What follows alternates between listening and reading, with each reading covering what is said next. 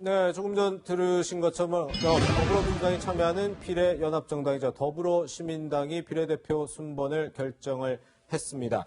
1번에 신현영 명지병원 교수가 1번으로 배정을 받았고 또 2번에 김경만 중소기업중앙회 경제정책본부장 등이 지금 배정이 됐습니다. 그런데 이 명단에 사실 민주당이 이 비례연합정당, 미래한국당 창당을 비판하면서도 이 정당을 만들었을 때 명분이 우리는 소수정당에게 원내 진입의 기회를 주는 거다라고 얘기를 했는데 보니까 소수정당은 당선권이 아니죠. 총 34명 중에 단 2명밖에 없거든요. 예.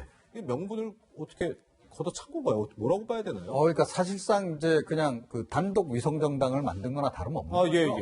예. 그래서 사실은 이제 그 연합이라고 하는 그 단어 자체가 이제 의미를 완전히 상실해버린 네네. 그런 겁니다. 그러니까 안 그래도 지금 뭐 그 정치개혁연합에서 갑자기 뭐 시민을 위하여 이렇게 파트너를 바꾸는 과정에서도 네네. 논란이 많았고 이미 그 같이 연합을 하기로 했던 정당들 여럿을 지금 버린 상태잖아요.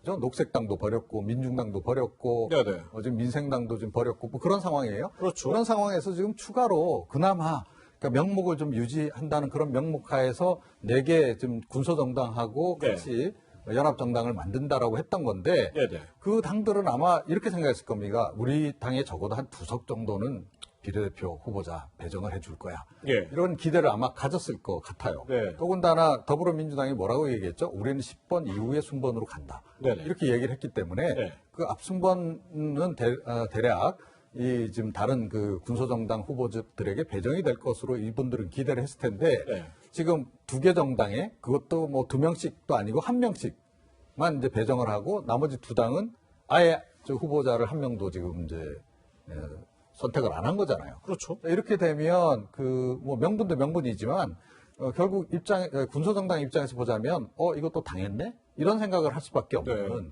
그런 상황입니다. 제가 보기에는 이번에 그 비례정당을 만들어서 운영하는 과정에서 네네. 지금 더불어민주당이 너무 난폭운전하는 거 아닌가 이런 생각이 좀 들어요. 네. 아까 저기 그래픽 다시 한번 준비해 주시면 좋겠는데 이 부분도 좀 지적을 하고 싶은 게 시민 추천 후보가 12명이에요. 지금 당선권 뭐 10번 안에는 8명이 시민 추천 후보가 들어갔는데 사실 이 시민을 위하여라는 정당 플랫폼 정당이니까 그냥 이 정당 플랫폼만 만드는 줄 알았더니 사실상 본인들이 당선권의 대부분을 공천을 또 한 결과라서 이것도 의아하다는 반응 많이 나오거든요. 그러니까 이제 보면 더불어민주당 측에서 글쎄 네. 뭐 이거 단언할 수 있는 건 아닌데 예. 그냥 명분보다는 실리를 택하는 쪽으로 그냥 방향선회한 거 아닌가 저는 그렇게 보는 거죠. 네. 그러니까 애초에 이제 명분은 뭐 준연동형 비례대표를 했는데 네네. 다 비례대표를 안 하자니 저 보수정당 저 너무 많이 갈 것 같고 예. 비례공천을 하긴 해야 될 것 같은데 갑자기 저 미래한국당 같은 당을 완전히 하나 만들자니 명분이 너무 없어지는 것 같고. 네. 그래서 아마 소수정당 들어와서 뭐 정치개혁연합도 있었고 더불어시민당도 있었고 어떤 형태로든지 우리가 저 준연동형 비례대표제의 취지를 살려서 소수정당에게 좀 의석을 나눠주겠습니다라고 이제 만들기 시작한 건데 그게 녹록지가 않거든요. 그러니 아마 그런 명분보다는 아예 그냥 실리를 챙기자. 그래서 이제 나중에 사실 미래통합당하고 미래한국당은 네. 글쎄 뭐 합당을 할지 아닐지 모르겠으나 선거 이후에 어떤 형태로든지 연대든 뭐든 할 거예요. 그러니까 한 몸으로 움직일 거라고요. 네네. 아마 더불어민주당도 더불어시민당과 총선 이후에 한 몸으로 움직이기 위해서 네네. 아마 그래서 좀 사전 정지 작업으로 저렇게 공천이 되는 거 아닌가 싶어요. 만약에 1번부터 10번까지 진짜 소수정당 몫으로 이제 돌아간다고 하면 그 10명이 총선 이후에 더불어민주당의 뜻대로 움직여줄 것인가라는 것은 전혀 좀 다른 문제거든요. 예. 그런데 실제로 소수정당 몫에 한 2분 정도 가고 네네. 나머지는 뭐 민주당 출신 또는 뭐 시민을 위하여도 어떻게 보면 좀 민주당과 좀 가까운 모임이라고 볼 수 있으니 네네. 그렇다고 보면 총선 이후까지 해서 아마 한 몸으로 움직이기 위한 아마 그런 차원에서 이 공천 이렇게 한 거 아닌가. 명분보다는 우리도 실리를 잡고 가겠다. 네. 이건 것 같습니다. 그렇군요. 네, 이번 결과에 대해서 이 추천 후보가 떨어진 소수 정당에선 강하게 반발했습니다. 지금 더불어민주당이 하는 형태는 일본 아베보다도 정말 더 나쁜 짓입니다. 앞에서는 도와주는 것처럼 하면서 뒤에서는 다 이용만 해먹는 이 정당을 우리는 용서할 수가 없습니다. 네, 평론가님. 네. 그러니까 보니까 뭐 굉장히 강하게 비판을 했는데 지금 뭐 민주당 이제 비례 후보 관련해가지고 이제 최종 순번을 정한다고 하는데 이것도 지금 난항이 좀 있는 것 같아요. 민주당 비례 후보들이 앞순번으로 배치해달라 이렇게 얘기를 하고 있는 것 같습니다. 네, 그렇습니다. 이게 이제 열린민주당하고 또 관련이 있어요. 네네. 그러니까 열린민주당이라고 하는 또 다른 친조국 지금 이제 비례정당이 하나 지금 더 생긴 거잖아요. 그렇죠. 그죠? 예.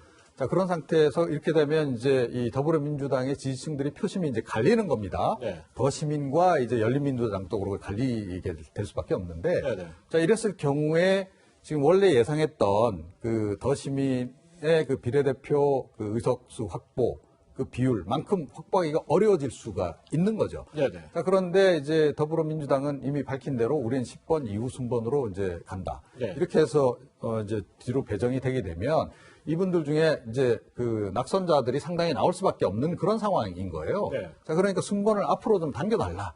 그뿐만 아니라 지금 뭐 시민 후보라고 정한 후보들 보니까 그분들이 보기에는 네. 이 좀 처음 듣는 이런 인물들이 많고 좀 과연 역량이 검증됐는지 이게 좀 의구심이 든다라고 얘기를 하면서 네. 우리를 좀 앞순번으로 좀 배치해 다오.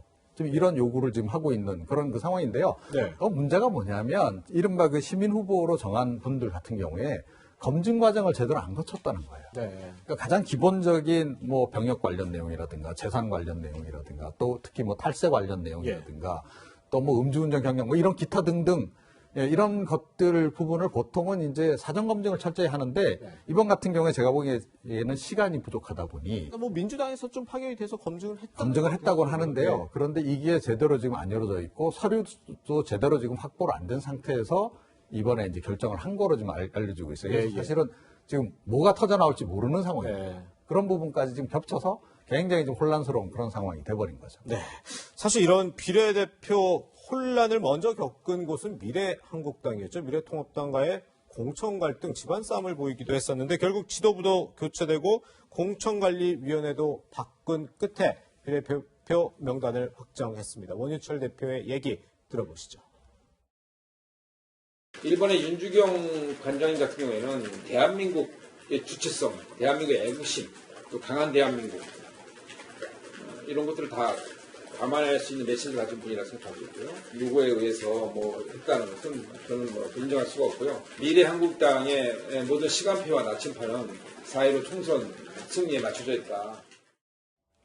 변호사님. 네.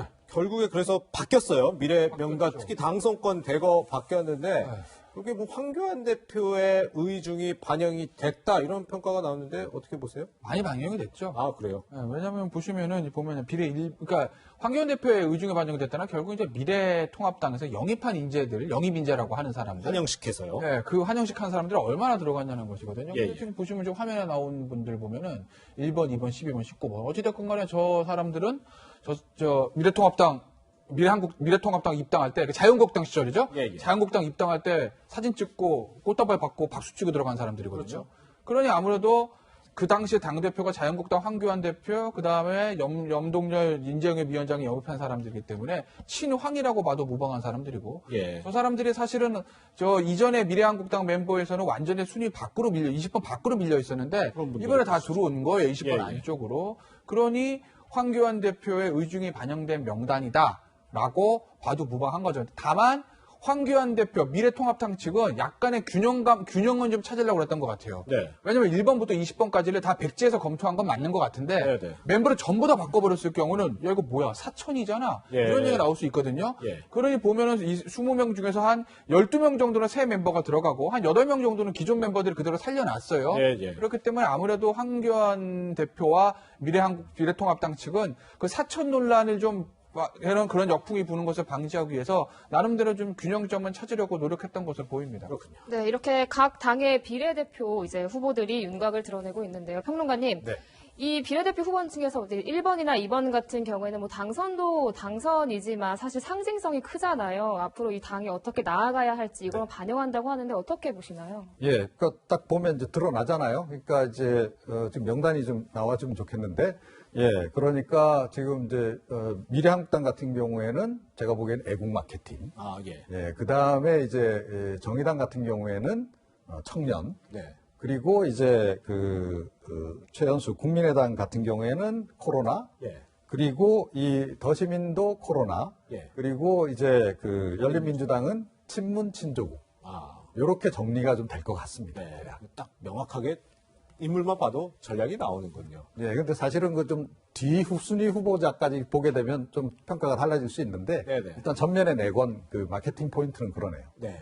그리고 지금 비례 2번 같은 경우 통상적으로 이제 1번은 여성으로 의무적으로 배치를 해야 돼서 남성 후보가 되는 경우가 많은데 정의당은 좀 예외적으로 여성 후보를 했지만 또 2번 후보들을 봐도 좀 특징이 있을 것 같은데요. 그러니까 이게 어쩌면 거대당과 소수당의 차이일 수는 있어요. 근데 예. 이제 거대 정당, 더불어민주당의 더불어시민당, 그다음에 예. 미래통합당은 미래한국당, 이 거대 정당 같은 경우에 보시면 남자 1번입니다. 그러니까 사실상 그렇죠. 남자 1번에 미래한국당 같은 경우는 윤창현 금융연구원장, 사실은 자유한국당 시절부터 당내에서 경제의 어떤 브레인으로 활동을 많이 했던 사람이에요. 네네. 예, 그러니 경제 전문가로서 비례 2번 줄 수 있습니다. 네. 그다음에 시민당, 더불어시민당에 보면 김경만 중소기업중앙경쟁정책본부장도 역시 이 중소기업을 우대하고 그러면 네. 경제인이라는 측면에서 보면 충분히 2번 줄 수 있어요. 네네. 그런데 이제 보시면 열린민주당 최강욱 전 공직기관 비서관, 그리고 국민의당 이태규 전 국민의당 사무총장. 네. 이거 제가 왜 문제라고 말씀드리냐면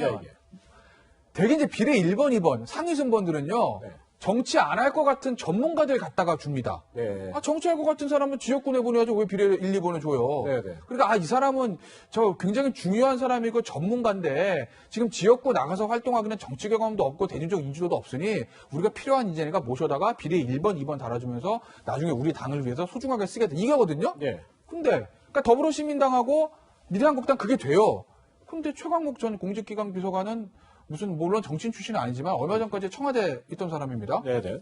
그리고 이태규 현 의원이죠. 전 의원이죠. 이태규 비례대표는 죄송합니다. 예. 전 의원이 됐네요. 네. 전 의원이죠. 정치인입니다. 네. 그러니까 어떻게 보면 누가 봐도 범정치권 인사들이기 때문에 네. 이런 사람들을 비례 2번 주는 게 맞나? 예. 물론 소수 정당이니까 인재풀에 한계가 있어서 그랬다라고 좀 좋게 해석했을 수도 있지만 기존의 비례대표 명단이 발표됐을 때 가졌던 느낌이나 감동 이런 건 전혀 없는 거죠. 네. 네, 정치권에서 계속되고 있는 이 비례대표 논란과 또 각 당의 비례 후보자들 몇 면까지 분석해 봤습니다. 두 분과 여기서 인사드리겠습니다. 고맙습니다.